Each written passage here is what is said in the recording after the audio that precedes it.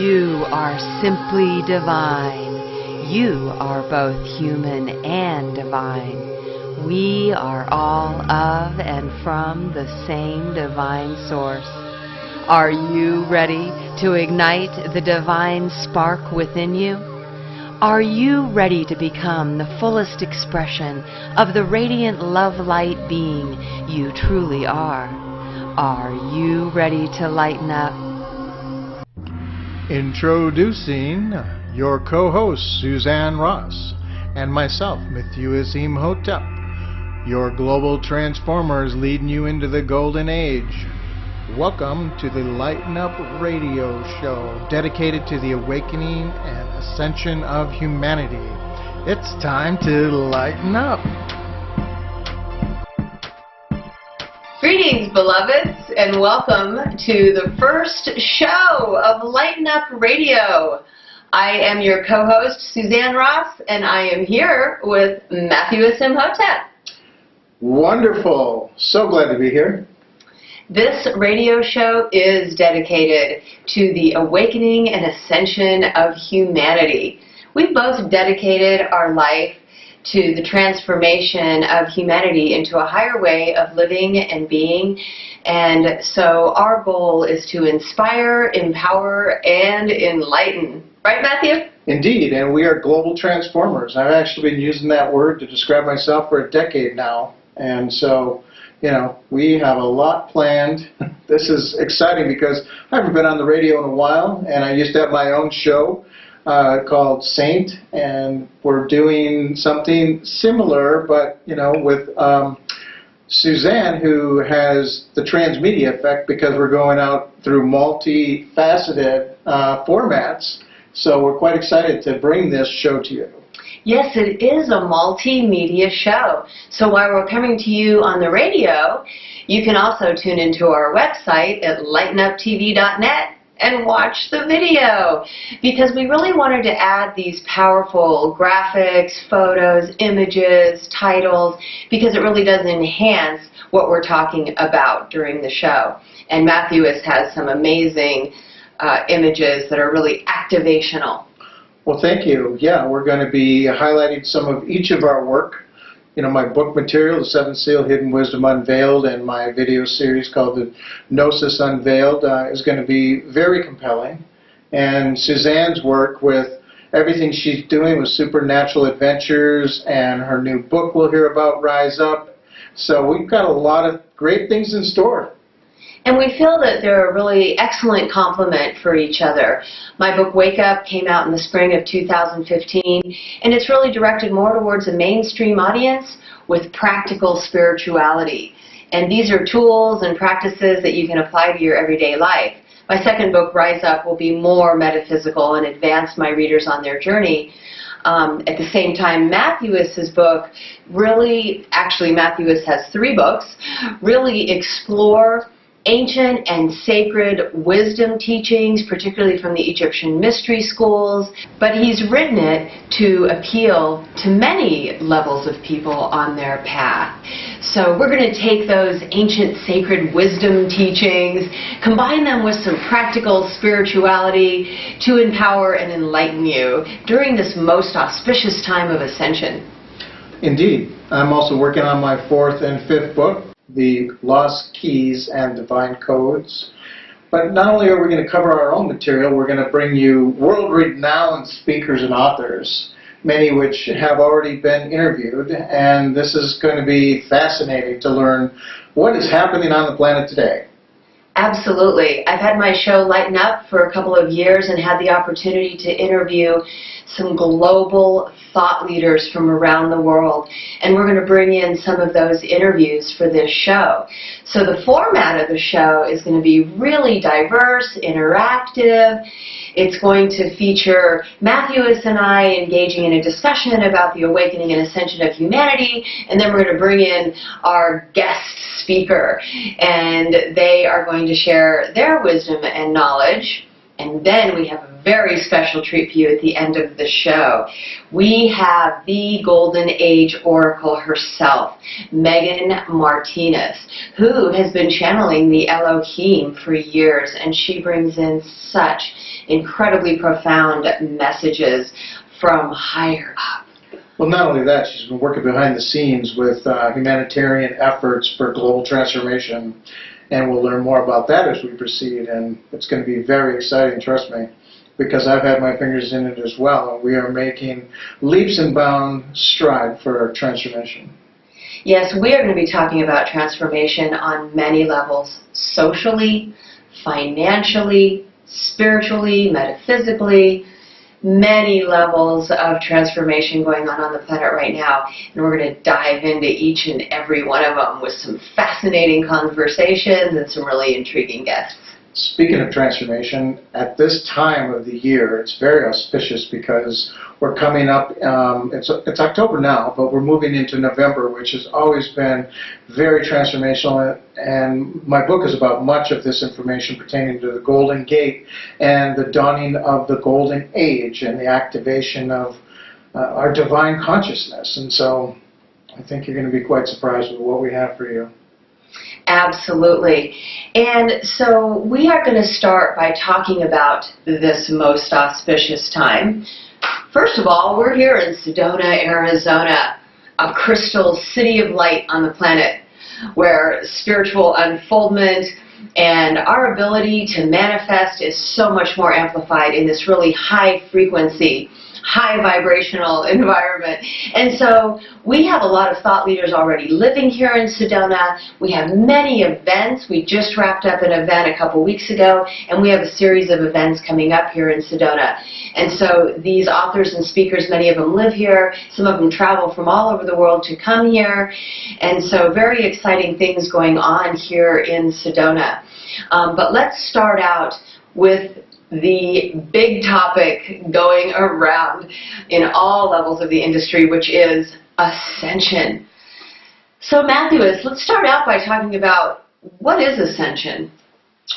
Well, it may be many things for many people, but I've been on the spiritual path for about 33 years now. And, oh, thanks. I must not quite look how old I am. And anyway, the key to that is what I've been talking about for decades is it's an ascension of consciousness. Many people are like, oh, we're just going to check out, we're just going to turn in the light, we're just going to jump that mothership and, you know, away we go. No, the planet is ascending and we're ascending with it. That's a really good point, because I used to think, you know, this is just an ascension of our consciousness. And something really interesting I read in your book, we have so many parallels on our paths and parallels in our beliefs, which was that, you know, it's not going to be return of a Christ figure himself, it's the return of Christ consciousness on the planet. And that really hit me like this big revelation a few years ago. So it's an ascension of the consciousness of humanity, but literally also our solar system is moving into this photon belt that is a planetary ascension of the collective consciousness. Absolutely, and it's an opportunity for each and every one of us to become an avatar or avatara for you ladies. And so the whole point of this is that consciousness has been something that we could evolve through the mystery schools, through meditation. I feel it's easier than ever, quite frankly. And we have signs all around us of how things are speeding up and shifting very rapidly. I think many of you probably have begun to experience, if not for some time, the synchronicity of numbers. And numbers like 1111 and, of course, November 22nd, which I talk about, are all frequencies that activate your DNA, and so that's directly tied to the raising of your consciousness. I was aware of numerology before I read Mathues' books, but once I started reading his books, I was blown away by the power of these numbers and the way that they form sequences that clearly activate your DNA, but also they're just so very auspicious at the times that they land in alignment with the solar system, with events that happen. So clearly the numbers have a huge impact on our consciousness. Yes, it's one way that the universe communicates with us. We go online with our higher consciousness and we become more of a unified whole with our multidimensional selves. And so this enables this whole system to be more of a holarchy. Yes, and so the really profound numbers that he's discovered are really 11, 22, and 33.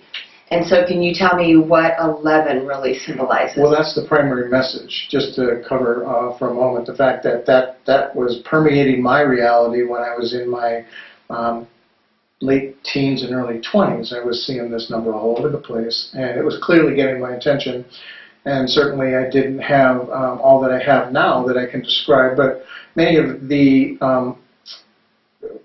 epiphanies and revelations have come from accessing my oversoul consciousness. And so what's interesting about the number 11 is it represents the heart, it represents the healer, the master healer, it represents the Christ consciousness. And number 22 represents the mind, the master builder, cosmic consciousness. And when you put these two together, 11 plus 22 equals 33.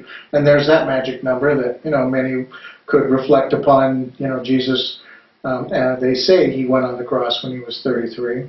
And the Freemasons, 33. 33 becomes the number that represents divine consciousness. And so these breadcrumbs have been left for us throughout ancient scriptures, monuments, and all this gets detailed in the book. But in essence, 11 plus 22 equals 33 carries a frequency that awakens all that you are. Very fascinating. And then we get to numerology and specific auspicious dates. And so you have identified two very auspicious dates, and you have proved that throughout history these are really important dates for humanity. They also line up on certain places in the constellation with specific figures there. And so you have 522 as the silver gate and 1122 is the golden gate. Can you expand on that concept? Well, yeah, what's really interesting about that is the Sphinx actually demarks lines where it's watching the horizon. And I also recently made a further discovery that many of you know about the Lincoln Monument or the Memorial, right? Mm-hmm. And it's looking down the reflecting pool at the Washington Monument, the obelisk, and on to the Capitol. And so that entire orientation is set up much like the Sphinx, watching the constellation of Orion, which sits at 522 as the Silver Gate. And they had the ability to mark time, and they were watching for a particular series of events. And I also believe that the high priests and everything had the ability to see the future, and their calendars match, and everything that is recorded in stone, we're beginning to see how incredibly accurate it was. And I think you're probably going to also be interested in what happens at November 22nd, which is directly across the wheel. So you've got Orion on one side, and you've got the Golden Gate on the other, right between Sagittarius and Scorpio. And it's really interesting because the figures, I like to call them the living creatures of the zodiac that encircle the elliptical wheel, each has a very relevant story, but the ones that sit around the gate of the Ascension Portal are particularly interesting. Can you tell us more about that? Sure I can. And there's a word that many are beginning to try to figure out how to pronounce that represents the serpent bearer, who sits back right at the cusp of 1122, who is clearly getting a handle on the information that represents the ascension of consciousness. The serpent, typically, well, the Bible wants you to believe it's a bad thing, even though when you read certain scriptures, there's a lot of interesting things that it says about it. It has to do with the raising of the Kundalini, and has to do with ancient medicine, esoteric hidden wisdom. And so for a long time I've been pronouncing this character Ophiuchus, because there's a CH right there by the end. And to me, without looking it up, that's how I've been pronouncing it. And then I looked it up, and I saw that it is meant to be pronounced, apparently, Orpheus. So we've actually decided just to call it Orphe. Or Ophi. But Ophi for short. We're still right. resolving that. But yes, and so serpent bear is really, really intriguing. And we're going to cover more about exactly what all that means as we proceed, particularly when we can start to show some of these images. That'll be very profound. All of this is very relevant to the Ascension, and that's why we're focusing in on it for our first show today. So what we have discovered then is that there are actually 13 constellations. And so NASA, who discovered this Ophiuchus, and that the sun actually traveled through it during this certain period of time, brought in Ophiuchus as an official constellation of one of the now 13 constellations. And then there were 3 astrologers who actually agreed upon these new dates for each of the signs of the zodiac. So I found that to be really fascinating. Now I am no longer a Virgo, but a Leo. But times are a-changing, my friends. Indeed, and so are timelines. I wanted to say one cool thing about that in particular. A decade ago when I stumbled on that there was more time between the cusp of November 22nd, or what the exact dates were, but between Sagittarius and Scorpio, the people that were talking about it then were saying there's like 3 extra days. It takes 3 days or 72 hours longer for the sun to traverse through this quadrant. And so I find it really interesting because of the relevance between the Ascension, 3 days of darkness, 3 days he rose again. And so there's a lot of esoteric information in all the stories that are told, including the first resurrection and ascension that happened in history, which was Osiris. When he was cut up into 14 pieces, he was put back together again, and ascended. And so there's a lot of really interesting things that we're going to reveal about what are all the numbers, what are all the messages, what are all the keys that actually add up to something and represent a pathway home. And in fact, in point with the Great Pyramid, it is a roadmap home memorialized in stone. So profound. And as we further explored the number 13, I've always thought of 13 as being a gateway, the gateway number. And that applies to even our chakra system. So we have the 7 main chakras, but there's always been these 5 secret chakras to make 12. But then there's the 13th chakra, which is the gateway. So we're talking now about a 13th constellation, Ophiuchus, who is the gatekeeper of the Ascension Portal. Wow, that is more affirmation of, this number 13 as being the gateway, and Ophiuchus, the 13th constellation, being the gatekeeper. It's all adding up. And on top of that, we have, with our show Supernatural Adventures Around the Globe and Into the Cosmos, been guided to visit 13 sacred sites around the planet. And starting right here in the Crystal City of Light, Sedona, because our guest expert, Jeannie Townsend, who wrote Sedona City of Light and Something's Coming, has channeled information that Sedona will be the first sacred site on the planet where a city of light, a radiant, gem-like city of light will emerge and descend right here in Sedona, and then the 2nd, 3rd, 4th, 5th, all the way up to the 13th sacred site. These crystal cities of light will come online one at a time, and with our show we will go to each and every one of them, ending where? In Egypt as the 13th sacred site, because it is the pathway home. The crown. It's going to be very exciting. I can't wait. Something that's particularly interesting to me is those decades ago when I started this spiritual journey, I was introduced to the I Am American map, which showed Florida underwater, things like this. And it also had these golden cities of light that were, I think there were 5 in the U.S. that didn't exist where any other cities had previously existed. Well, at least in our knowledge of our timeline. But one of them was right near Sedona. And actually, when I came here, in my IT background, my guidance, spiritual guidance system, my communication, indicated that the first one would be here, and I would be somehow instrumental in developing it or something to that effect, build it, or who knows. So real excited to see how all this continues to unfold. Absolutely, and I have Builder in my chart as well. And so we're very excited about the prospect of building our own community of light for the people of light right here in Sedona. So we have many projects that we're working on to serve the Ascension, because that's what we do. Indeed we do.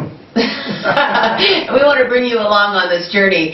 And so we are going to talk about some practical ways that all of humanity can start to transform their consciousness, or those of you who are already progressed on your path, how you can continue to ascend your consciousness and inspire all of your brothers and sisters on this planet to do so as well.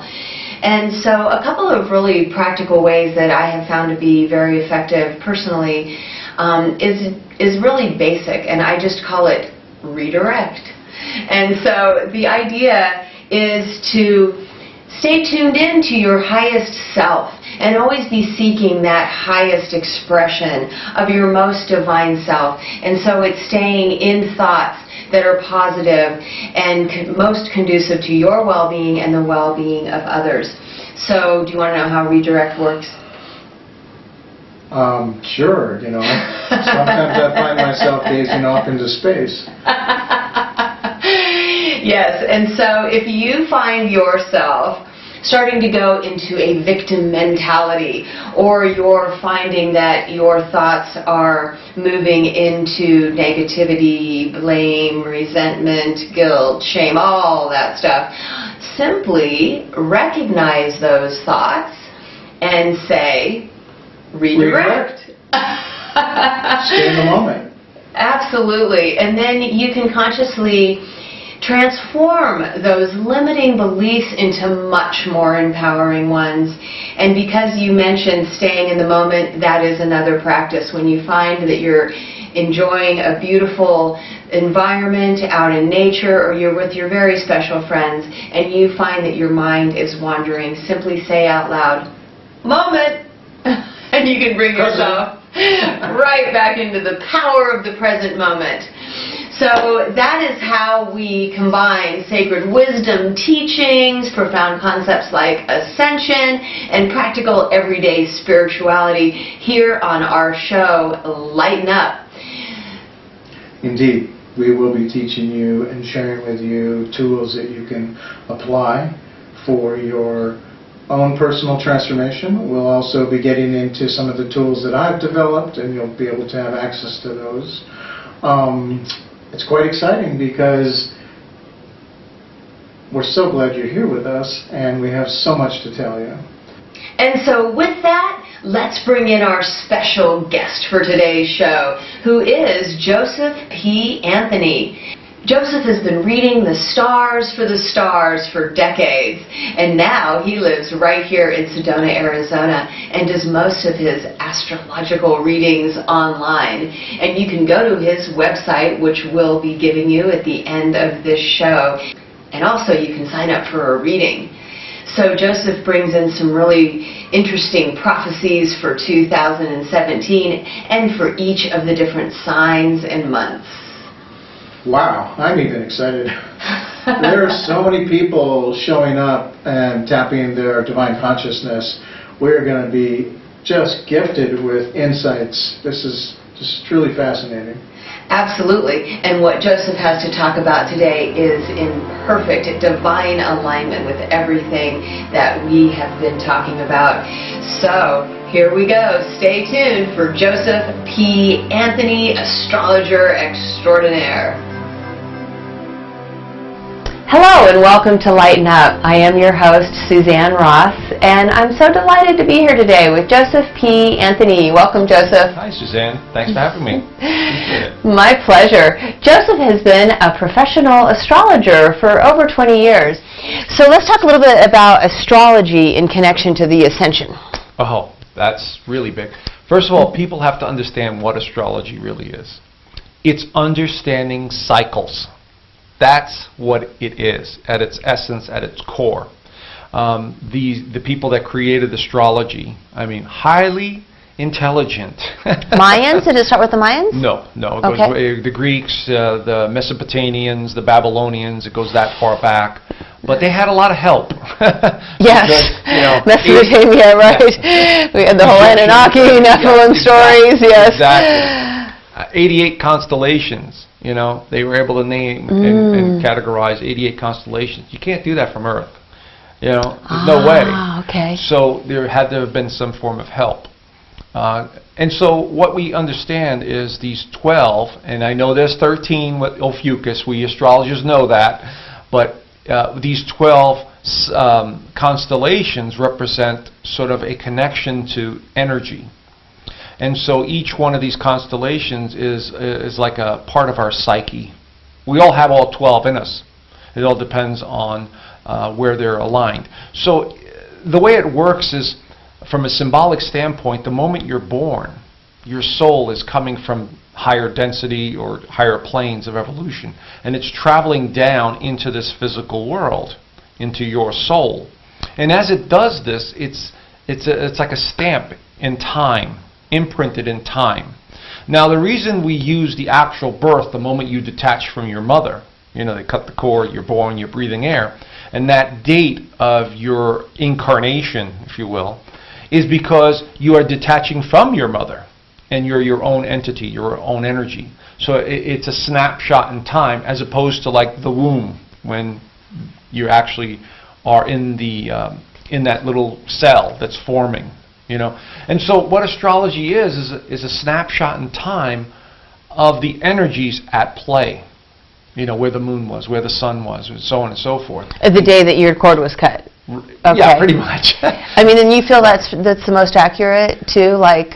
Yes, it is very accurate. Mm-hmm. Now, it's a little tricky because in the Western astrology, our calendars have been so jumbled up from the church and so on and so forth, and we've gone off the moon cycle and so on. Right. And so some of the constellations are not exactly where they're supposed to be, and there's a reason for that, because we, as Western astrology, and I study Western astrology, as opposed to the Vedic astrology, the Indian astrology, we use a system called the tropical system, which uses the equinoxes.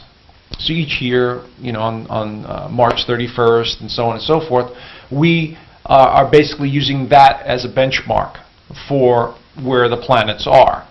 And it'll still give you accuracy, each year as the planets turn. But it's not, if we were scientifically looking at it, that constellation would not be exact, because the universe is constantly expanding. Yes. And so it's expanded over the thousands of years. But the Vedic astrology is much more accurate when it comes to... I wondered about that. Mm-hmm. Yes, because they actually use the constellation. We use the equinoxes in the Western astrology. They actually use the constellation. So if we did that, we wouldn't be the same signs we're in, so we would have to change signs and adapt. And so to keep it simple, we use the Western astrology and the equinoxes, which is still accurate, but I found that it can be off by 2 weeks when doing timing events, because there is like a 24-degree or a 2-week cycle that seems to be off from the constellation itself. But there's still a lot of accuracy in it, But again, it's just understanding the cycles and how they move. And so when you understand, let's say someone's born Aries, look at the symbolism behind Aries. The ram. What is the ram known for? Ascending up mountains. It gets into conflicts with other rams. Uses its head to butt heads against other rams. They were constantly fighting. Symbolically, look at society. Look at sports, boxing. Look at football, which really captures the essence of the ram. Yes. You know what I'm saying? And so it's a symbolic language for understanding the cycles that are influencing us, you see? And so very powerful stuff. And when, a good astrologer is able to articulate the alignments and so on, it's like painting a picture of the dynamics of that individual. Can you expand upon how our soul is encoded with this particular characteristics of constellations based on when we're born? Well, sure. The old saying, as above, so below. We know that everything that happens within our cell, the subatomic level, I mean, even look at the atom itself. It looks like a little nucleus. Yeah. It's got the proton, the atom in the middle, the proton, and then, everything is roaming around it, the electron, the neutron, and the proton. The same is in our solar system. We have the sun as the center of our galaxy, just like the center of the atom, and we have these planets going around them. It's the same. So it seems to be we are in accord. Our cells are in alignment with the stars and the movement of the stars. And so it's the same vibration, just on a macro level. This is the micro on the inside at the subatomic level, which creates us, by the way. It forms our face, our facial features, develops our lungs, develops our physical bodies. But it also develops our psyche. Okay? But it's in alignment. It seems to be in total alignment with the stars in the heavens. Okay, so if I'm a Virgo and I was born in September, then when I was born, was that Virgo constellation more prominent in the sky? Yes, it's where the sun was. The sun was in Virgo from our perspective on Earth. So if we were looking up, from the Earth's perspective, the sun was going through the constellation of Virgo. Ah, and that repeats every year. Exactly. Then as you go around, in September, the sun is always going through the constellation of Virgo. And so when I'm born, as a children of the sun, as a child of light, right, then I'm encoded with that constellation and the characteristics of it. Thank you for that. Yeah, that's wonderful. But when you study some of the Egyptian cultures, why did they worship the sun? Why were they so raw? And they sure were. Because the sun appears to be some sort of portal. Yeah, I've always thought that. Okay, I mean, that's the only thing I could take from it. Is not only it's the giver of life, but it seems to be some sort of portal. Portal through which consciousness flows. Right. Light, consciousness, energy, same. Yeah. I'm not sure, but that's what it appears to be. I agree with that. Portal of energy. And if you really want to see something fun, go on YouTube and see all of these ET craft, these UFOs on the sun, around the sun, studying the sun. So they know there's something going on with the sun and the frequency of the sun. But the sun appears to be some sort of higher, portal energy of some form that these other cultures, like the Egyptians, knew about. That there was much more than just the shiny light in the sky. That it has more properties and more abilities than we're able to comprehend at this time. And it may not be in a physical sense, Yes, like I've heard about the spiritual sun behind the sun. So you have this big physical fiery sun, right? Sure. But there's, the sun is actually then an entity of its own personality and soul, and there's a spiritual aspect to the sun itself. What I suggest to people is if they want to understand astrology or numerology or any of the ologies, think in terms of symbolism. Because it's a symbolic language. The source, the way we communicate with our higher selves, our higher consciousness, is a symbolic language. And so if you start looking at things from that perspective, because think about this for a second. When we dream, we have images. Even cameras, what are they doing? They're taking frames, images at a time, and compressing them. Same is true for consciousness. We have moments in time. And so it's a symbolic language. If you understand how dreams work, you understand how your psyche works, you understand the symbolism of astrology or numerology, which is more mathematical equations, or let's say tarot cards. They're images of your subconscious. So who was it? Carl Jung. He's written books about it. How it's reflected in this language of the subconscious. So the quicker you get to that point, the easier your life becomes to understand.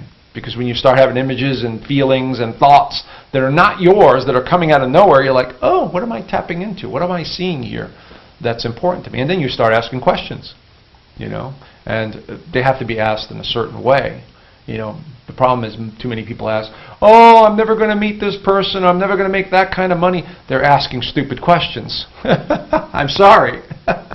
Rather than saying, universe, higher consciousness, show me how I could improve my income. Bring me the opportunities to improve my income. Bring me more knowledge and wisdom of who I really am. You see? Without this sort of fear, worry, hesitation, anxiety, stress, unknowing, all incorporated into one bubble. So it's really how you ask. That is such valuable insight, because when you do tap in to higher guidance and you're getting answers, of course your inclination, my inclination is, what do I need to do? Like, I'm always asking, show me what I need to do to fulfill my mission on Earth. Okay. But I don't want generalities. I mean, I want to know what specifically do I... Well, that comes too. Yes. That'll come too, but, it's not on our time scale, on our time level. It's when we're ready. This intelligence that runs through us. Yes, time is the other. Knows what it's doing. Yes, there's a much higher perspective. Exactly. But the time translation, too, right? Because as humans living in this linear perspective of reality, I want to know when. Sure. Give me a date and time. I know you don't really do dates and times, and you're probably, time doesn't mean anything to you, but here it does, so I need some times. Right, exactly. Well, we're so... it's just amazing. Time really doesn't exist. It's and that's hard for us to grasp, but I do. I really love that concurrent time and the eternal now moment, and it makes so much more sense to me. Sure, absolutely. But yes, we are in this linear perspective for God knows how many incarnations, so it's hard to grasp. But the important thing is when you understand, when you live in the moment, you're actually capturing all of those moments in time. And so, they all say the same thing. Most of the great writers and even the ancient cultures live in the present, because that is the most significant. When you're living in the present and you're enjoying what you're doing, everything. I don't care if you're washing dishes. It doesn't matter. You're enjoying what you're doing. You're consciously aware that you're having this experience. This is when you're connected. Absolutely. So, yes, very present. That's when you'll tap in. Exactly. And out in nature, it's easy to do. It's easier for me. At home, I feel distracted. Well, it happens, but I've gotten so many messages in the kitchen, believe it or not, drying a dish, and all of a sudden I get this message, that you're going to be going here, or you're going to be doing this. It's like I'm conscious. Wow. My consciousness is accessing information just outside the physical realm.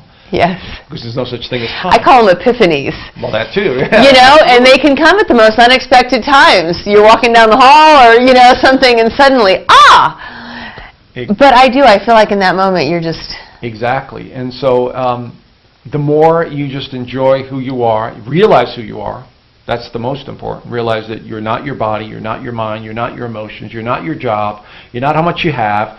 It's you're a spirit having in these experiences. And so you must begin to just focus on that. And once you do, over time, your mind will go, I'm not going to worry about this other stuff. I'm going to do what I have to and do the best I can, but I'm not going to worry about it. I'm not going to give it any worry or negative energy.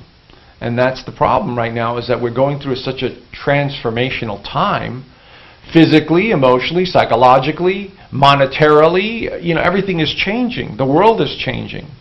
And it's happening at a rapid pace. And so it's hard for us to keep up. So the only thing we have is this, our soul, our spirit, to understand who we really are. And to connect with those people that we are on the same wavelength with. Because that reinforces the fact that we're not alone. And they're going through it as well. And that we'll get through it. And there's a lot of co-creativity, I think, when you connect with people on the same wavelength. You discover that you're meant to collaborate on particular projects for the awakening of humanity. And then if you do stay in that place of being present, not getting too attached to the outcome and the details, it feels to me like you step into this divine synchronicity, and Spirit is saying, don't worry. The people and the places and the things that you need to fulfill your mission will magically appear if you keep the faith and you just wake up every day and serve. Exactly. And so we've all had those moments where we're happy, we have a day or two or a week or whatever. Things are just happy and they're flowing.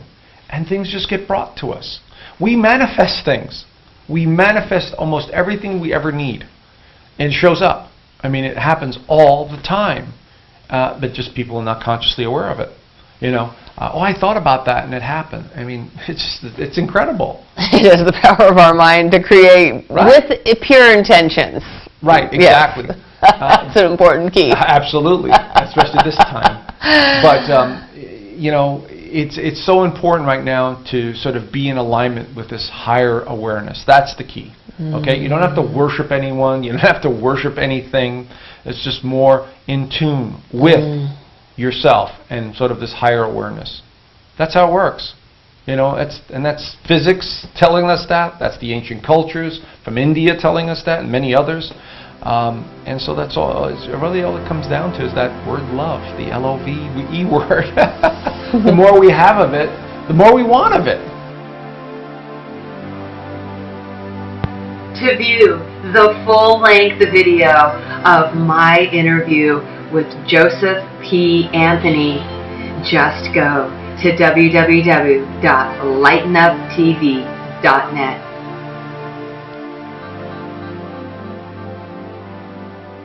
Didn't you love what Joseph had to say about his astrological predictions for 2017, especially now as we close into the end of this most amazing year? So hang on to your hats, because we now have the Golden Age Oracle, psychic medium herself, Megan Martinez, who is calling in with some really profound revelations. You've known Megan for many years, Mathues. Indeed I have. It's been astonishing and wonderful to experience her gifts and her great personality, honestly, and she's just a blessing in my life. Absolutely. I adore her as well, and she has done some really amazing readings for us both, channeled directly from the Elohim, who are the ascended masters who sit on the galactic councils. So, Megan is calling in. Hello, Megan, and welcome to Lighten Up Radio. Hello, guys. So nice to be here. I'm excited. Congratulations on the show. Well, thank you. So happy to have you. We are so delighted to have you. So, Megan, can you tell us why you've decided to come forth at this time with these profound revelations? Yes, I would love to. I've been working behind the scenes for the last few years with who you might know as the Earth Alliance, as their oracle. So I haven't done a lot of public promotions for what I do. But I want to come forward now because I think it's important for humanity to hold on to hope.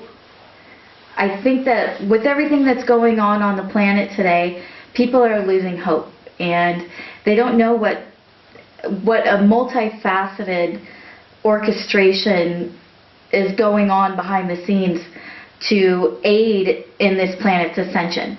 So, like Suzanne said, I channel the Elohim, who sit on the Galactic Council. They are the Ascended Masters.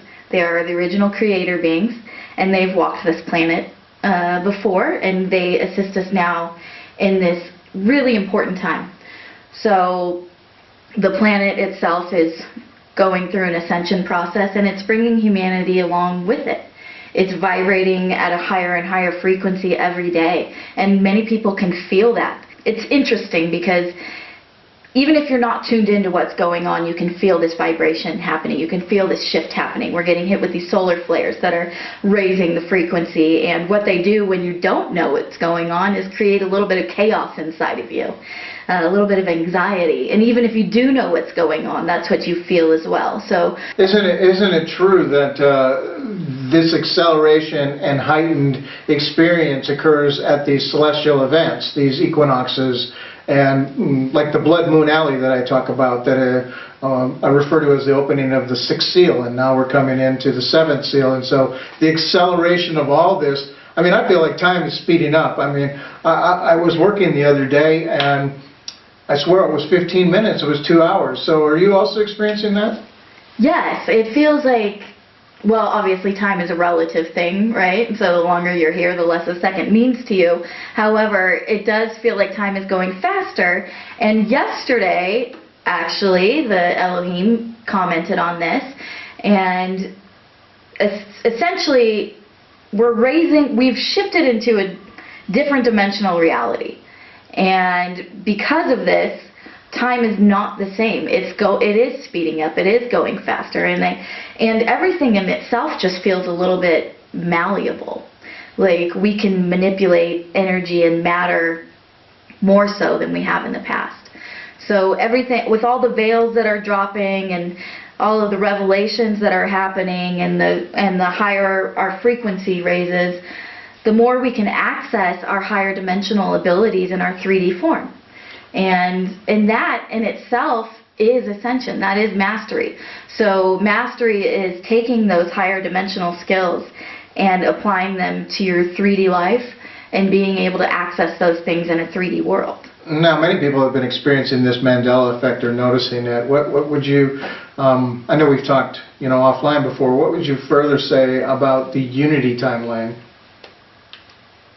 Okay, so obviously the Mandela effect is a little bit mind-blowing, and when you first kind of figure out what's going on, at first it doesn't add up because it's just little things that you can kind of explain away, but when you put it all together, it's kind of undeniable that something strange is going on here. And it's proof that reality as we know it is not a concrete thing. It's an agreed upon manifestation that we live in. So through my work with the Elohim and the Council, I have discovered the existence of 7 transdimensional realities. About a year ago, a little over a year ago, before I came to Sedona, I was channeling one of the Babas, I can't remember which one it was, and he said to me, "When we are one, then we are done." And that's kind of a loaded statement. It has to do with, number one, the unity consciousness on our planet, but also the living in one timeline. So now this is a concept that might be a little bit weird for people to wrap their brains around, but because of what I've done and who I've been exposed to, this rings true to me. So we have lived this timeline 6 times already. This is the 7th time we've done this. And we've reset the clock. And every time we've reset the clock, trying to optimize our consciousness to pass through this golden gate that occurs on 11/22, if we haven't made that level, that frequency in a certain time frame, we've reset the clock and started over again and lived this whole timeline again. Oh no, we better get ourselves together. So is this our last chance, our 7th and final? Here's the good news. See, it's time for some good news, and this is why I want to come out and talk about hope. Is that we've made it. We've made it past the threshold. This is the farthest. This is the farthest we've come. So this. Every time we've reset the clock, we've created another alternate reality, a different trans-dimensional timeline that's existed. And so over the last, I would say, decade, those timelines have been collapsing into each other. And I think that's what's responsible for the Mandela effect, because every little thing changes. It's just little things that change. Now, I physically felt these timelines collapsing far before I knew any of this is going on. In fact, I have too. I've joked about, I call myself the accidental psychic, because I kind of just fell into all this stuff. My gifts are natural, and I kept doing these things by accident. And so back in the early 2000s, I was living in the Bay Area, Silicon Valley, that's where I'm from. And I was just in my room one day, and I bent over to pick something up, and all of a sudden everything shifted, and it was like the whole world just shifted. And I stood up and I was like, whoa. I just knew everything looked the same, but I'm not in the right life. This is a different life. This is not my life. And so it took me a couple moments to like recalibrate to my new reality and kind of work with it. And then I went on with my life, and for years I couldn't explain these things that were happening. So about a week after that, it happened again. This time I'm driving in my car, and it happens again. And I'm like, well, I lived in that area for a long time, you know, since I was a child, on and off, and everything looked the same, but I just knew I wasn't in the right place. So are these personal shifts in your consciousness from your perspective, or are you saying these are shifts that are affecting the entire collective consciousness? These are planetary shifts. So yes, we do have our own personal awakenings. However, these, because I've verified these and done a lot of research and talked with other people that this happened to, and we've pinpointed these times, these have happened for everybody. Like, for instance, my younger sister, her personality completely changed. She was like a different person, and we had this like running joke in our family about her parent trapping us. And I also had a friend who was very young at the time of the first shift that happened, and he remembered having a different mother before then. So it is this whole planet that's shifting, and it is us all coming down into one timeline. And so I have a story that kind of corroborates this, and it was maybe some 18 years ago that I worked with this woman. I won't use her name without her permission, but maybe we'll have her on the show. And she was investigating that people died and now they're alive again. And she and I traveled around to different places. Apparently there was a lot of activity at malls that she was tracking. But she had some photographs of an empty parking lot. And then all of a sudden there's a Best Buy. And I went on a couple interviews with her, but not this particular one. She went in and talked to these folks, and they're like, or she essentially was saying, how long have you worked here? Because, you know, this wasn't here yesterday. I don't think she was telling them that, but they're like, oh, a year. And she, you know, has documented evidence, photographs with, like, the timestamp on it where the parking lot's empty, and then a week later the timestamp and there's a Best Buy. I don't think we have the ability to build a Best Buy in a week, do we? So it sounds like we're actually moving into different versions of reality as these timelines shift. And so they're not quite the same as the previous reality that the collective was experiencing. No, they're not quite the same. They're very similar, but there's little things that are different. And now, this is kind of what alerted me to this to begin with, is that I have an eidetic memory. And all of a sudden, I kept getting things wrong. And I think the first one that I noticed was the death of Patrick Swayze. So in the reality that I came from before I hopped into this timeline, Patrick Swayze entered the hospital. He had, I think, pancreatic cancer, and he died 3 days later. He was also a known racist in that timeline that just came out like right before, which doesn't exist in this timeline. And then, all of a sudden, I noticed Patrick Swayze is still alive. And in this timeline, he had pancreatic cancer. He had a miraculous recovery. He went into remission, and he lived for like 3 more years. And then he got it back, and he died. And so that was one of the things that alerted me to these shifts. Another one was I grew up in 52 states. And oh, I can corroborate that one too. It was about 7 years ago. A news anchor is talking about the 50 states, and I don't know, working on my book, and I had on in the background, and I stopped. I'm like, are you kidding me? What's with people today? They're not educated. They don't know there's 52 states. I'm like, I was awestruck. Like, I can't believe it. Yes. And so what are the purpose of these timeline shifts? Are we continually moving into these different versions of reality because we're progressing into the photon belt? Like, are these different opportunities to do things differently this time around? Okay, so, well, we've already done it differently the last 6 times that we did it, and we've already passed the threshold, so of reaching the maximum frequency in order to be able to pass through the gate. So the collective consciousness and the vibration of the planet has to be at a certain frequency in order to pass through the Golden Gate. And that could be measured by something like the Schumann resonance.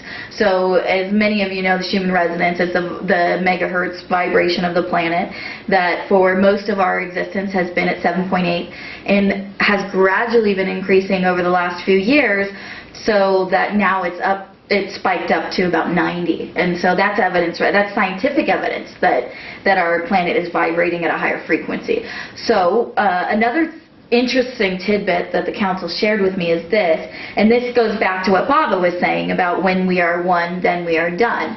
So each one of these trans-dimensional realities had a different outcome at the end.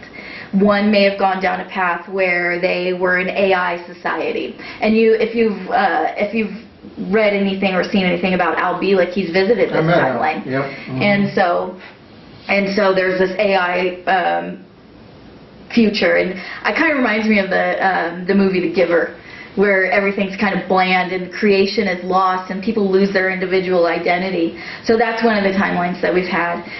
One where we have like a nuclear meltdown, and the planet's kind of like this post-apocalyptic place. And I've actually visited that timeline during some of my astral travels, and it's not a pretty place. And then there's an optimal timeline, and if you're familiar with the Wingmakers material, this is the timeline that planet Earth goes to. So there's been an editing and that's been going on too. Like we're off script right now. Because we've never lived this time period before. So things are changing. And originally there was going to be a split where there would be two alternate realities left. And there would be an AI reality and a heart consciousness reality. And we decided as a collective that we would prefer one where everything's in balance, where we would have the wonders of modern technology, the unity timeline, but live in a place where we are. I am because we are. So where we live as a community and live in a we frequency, that's what I call it, instead of a me frequency, which is what we've been living in for a very long time. So we shift into this we frequency where we're all living and under the understanding that we are one. And so again, when we are one, then we are done. So we're braided the timelines into this one timeline, and this will be our future as we move forward. Something that could highlight this in an interesting way from some of my experiences. We're boldly going where no one has gone before. I mean, this is really fringe, folks. And speaking of fringe, that TV show, right? In my book, I talk about a cosmic scientist, and Megan and I have also chatted about this, and he was from the future, and I've had some interesting experiences, but this one in particular related to time travel, and he explained that these different worlds were staggered 10 years apart, which is also portrayed in this TV show called Fringe, and that each one was a little more technologically advanced than the next. And you exist in each one, but you're slightly different. And so, this, to some of us, this may not be new information, but there are many things that absolutely reinforce and corroborate the fact that time is malleable. Yeah, most certainly. And quantum physics has been talking about parallel universes for a very long time, and Michio Kaku has written some remarkable books about parallel universes and the quantum physics concepts that support that. So it is all very amazing. And what I really like about what you're saying, my dear, is the we frequency, because something that I really appreciate about Megan's channelings and then just her own personal viewpoint is that Mother Earth wants all of her children to come along for this ascension. And that it only takes a certain number of us to come online with that higher ascended consciousness to activate the grid, and in one divine in-breath, the entire collective consciousness grid can come online and all of humanity awakens to a new reality in a higher dimension. Yeah, that's the same thing that Drumbelow talked about, right? The 100th monkey and the critical mass. And so we're really seeing these things come to pass. That's another reason why I want to come forward and speak about the information that I've learned from the Elohim. And there's been this kind of myth that's been propagated that we're splitting, there's two Earths, and there's going to be some sort of rapture, and we're going to get, and some people are going to get left behind, and we're going to lift off to this new amazing planet. And I think that honestly is a propagation of the salvation myth, and it's not exactly what we came here for. This planet was never intended to be 7.5 billion people, but we're all here, and we're all sovereign beings with a right to our incarnation and a right to live on this planet. And so it's up to us to come together and start creating that reality. And we've had these planetary alignments and things that have been shifting us into that reality. And one of the things that the Elohim communicated to me was that the reason that this solar eclipse was so important was because it optimized that collective consciousness, where millions of people came together to enjoy something simply for the beauty of it and focus their attention on one thing.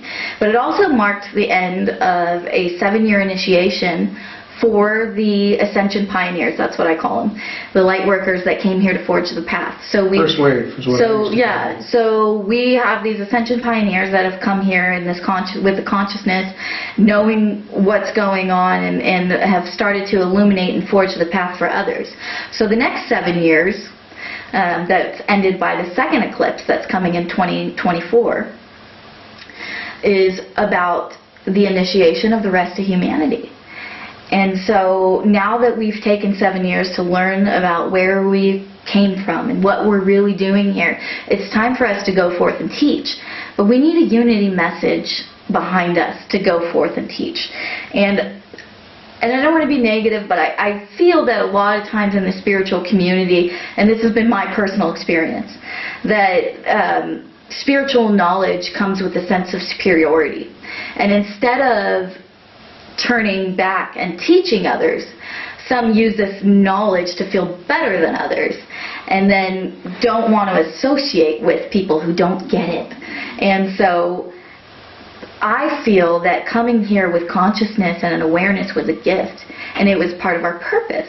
And so it's our duty to turn around and teach others. And that's why I don't support the idea of a rapture and a second Earth, because we are all one. We are all the children of the Creator. And again, we all deserve to live in a better reality than this. That's also the path of the Bodhisattva. None left behind. I would say I've taken that oath myself, and I'm going to stick it out. I've always felt like Mother Earth wants all of her children to come along with her, because inner Earth children, all of the living things and beings in the planet and on the planet and the planet herself, we are one. And so I love that. No one left behind, because we are all on this journey together, and it truly is one consensus reality. And if we are all one, and we are all sharing one mind as an aspect of the one great mind, we can activate each other, and we can activate the matrix. And the golden matrix. We're leaving the green and going to the gold. We're going to talk more about that. Okay. So let's activate the consciousness for global ascension, my friends.